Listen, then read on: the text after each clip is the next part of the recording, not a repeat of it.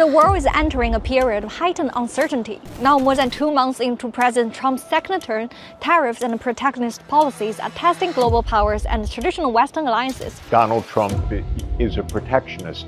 He believes that this is the right policy. Most of us as economists think it's the wrong policy.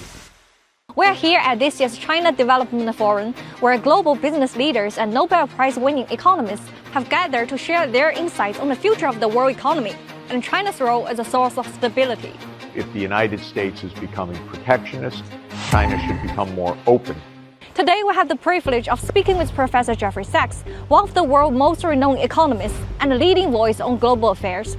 In our conversation, we discuss Trump's trade wars, China's response, the rise of AI, the Taiwan question, and the shifting dynamics between China, the United States, and Russia.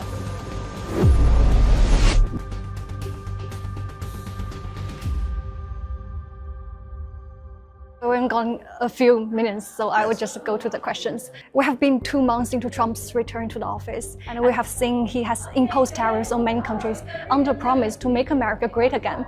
But in reality, these same actions has weakened American institutions and escalated tensions with other countries. So why does Washington want to pursue what many see as a lose-lose strategy, and who are the people shaping these policies? I think Donald Trump is a protectionist. He believes that this is the right policy. Most of us as economists think it's the wrong policy. It's really a difference of point of view. In this case, I don't think he's representing the business sector or even the views of his political backers. I think he's representing his own point of view that this will recreate American manufacturing and establish many jobs in the U.S. I do not believe that this will be the case. But why does Washington persist with tariffs if these tariffs will not make the lives of American people better? Washington is persisting because this is right now the choice of the president. It is not voted by the U.S. Congress. It is not voted, of course, by the public. It is not based on new legislation. It's not based on a political debate that took place in the United States. It's the decisions of the president. He is making these decisions using provisions say that the president can declare emergencies. When he declares an emergency, such as a fentanyl emergency, this at least superficially gives him the power to make this decision by himself without the need for Congress to vote this. If the Congress were required to vote for these tariffs, I believe they would not be approved. Mm-hmm. You have long advocated for China-US cooperation over confrontation, but with Washington persist with tariffs, China responded with strong countermeasures. How to assess China's response, and if you were advising Chinese policymakers, how should China respond? I think that there are two main issues that we need to pay attention to. First, China should keep a very open policy with all the rest of the world. And China should even open up more to foreign investment, to partnerships, and by the way, to foreign investment both incoming into China and foreign investment from Chinese companies to produce in other parts of the world. Also, I believe the renminbi should become increasingly internationalized. China should maintain and expand cooperation programs like the Belt and Road Initiative. So if the United States is becoming protectionist, China should become more open, not more protectionist. It should not follow the US. I think this is clear to Chinese policy leaders. Second, I would distinguish between tariff policy and military policy. For tariff policy, Trump is being protectionist.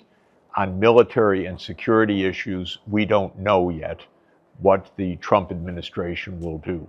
My own advice is to reduce the American military presence in East Asia, to cut back the amount of military personnel in Japan and Korea and elsewhere, to work with China on nuclear arms control, to stop exporting armaments to Taiwan, because I think that that is a provocation that the United States should not undertake. So it could be that Trump will pursue a tariff policy which will be aggressive, but he could perhaps pursue a peace agenda at the same time. That is on the security side. I very much hope so. During the Biden administration, there was a lot of focus on building America's military presence in East Asia. To my mind, this was a very bad mistake and quite destabilizing and provocative.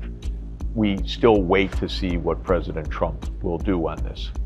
You mentioned Taiwan. Taiwan has been the most sensitive issues between China and the US.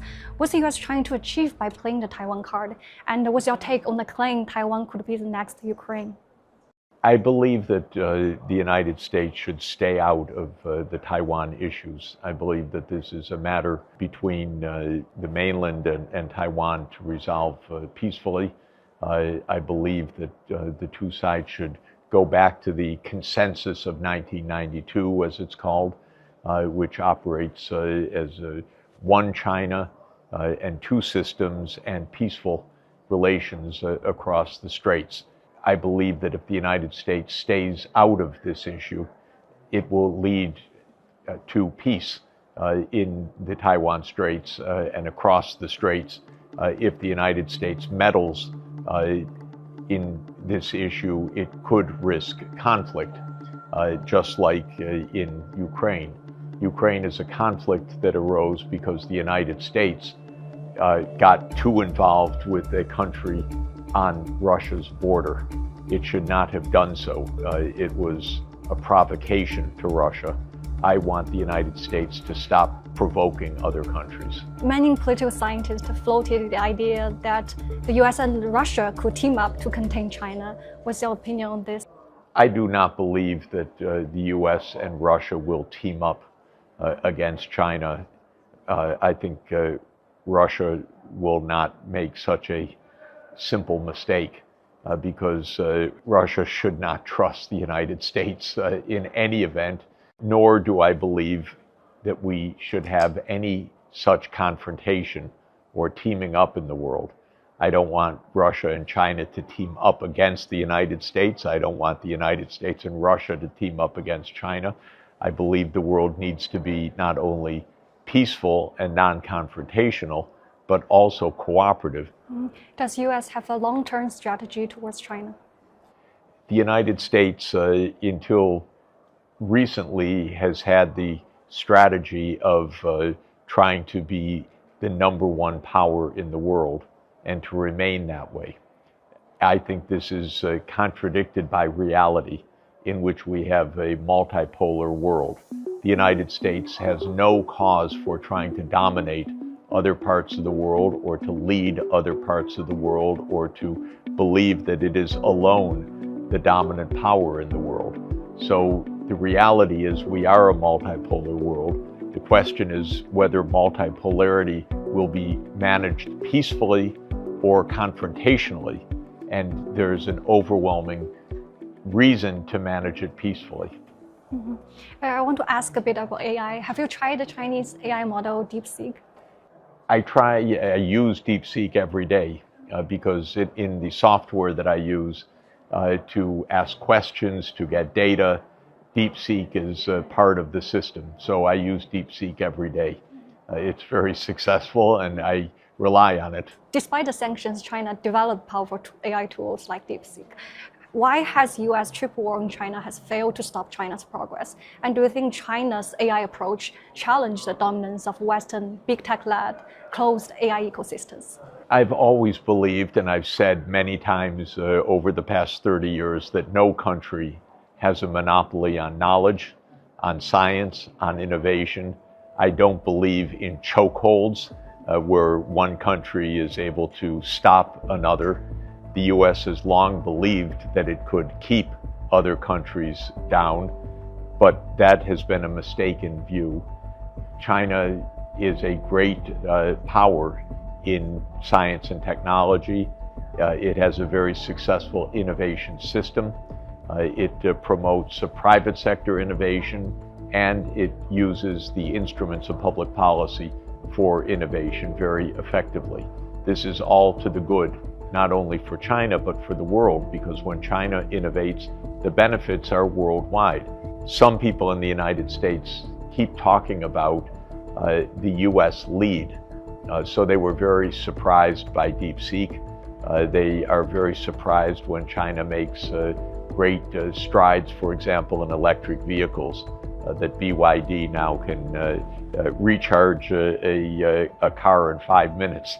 This was a shock even last week, but it is really a great benefit for everybody in the world. But are you worried this technological divergence could split the world into competing AI blocks?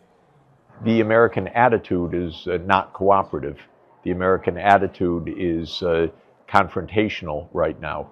And the U.S. approach is to try to limit China's advances.